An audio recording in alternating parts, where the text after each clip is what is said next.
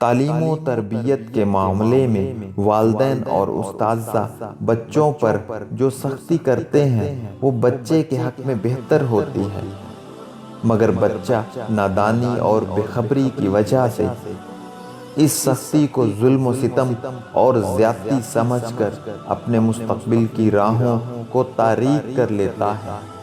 جب وقت گزرتا ہے تو پھر ایسی دلدل میں پھنس جاتا ہے کہ ایک پاؤں نکالتا ہے تو دوسرا پھنس جاتا ہے۔ کسی شخص کے لیے جب تک وہ فنا نہ ہو جائے، کبریا کی بارگاہ میں راستہ نہیں ہے۔ جب تک بچہ نہ روئے دودھ کب جوش مارتا ہے، جب تک بادل نہ روئے چمن کب ہنستا ہے۔ ایک گندے کو پانی نے کہا کہ میرے اندر آ جا، گندے نے کہا مجھے پانی سے شرم آتی ہے، پانی نے کہا میرے بغیر یہ شرم کیسے رفع ہوگی، میرے بغیر یہ گندگی کب دور ہو سکتی ہے۔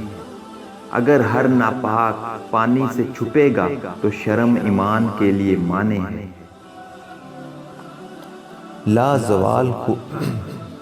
لازوال خوبصورتی صرف دل کی خوبصورتی ہے۔ میانہ روی یعنی درمیانی راہ ہی عقل مندی ہے۔ خاموشی سمندر ہے اور گفتگو نہر، سمندر تجھے تلاش کر رہا ہے، تو نہر تلاش مت کر۔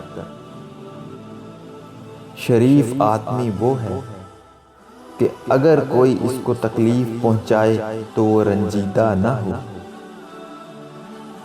میں نے بہت سے انسان دیکھے ہیں جن کے بدن پر لباس نہیں ہوتا، اور بہت سے لباس دیکھے ہیں جن کے اندر انسان نہیں ہوتا۔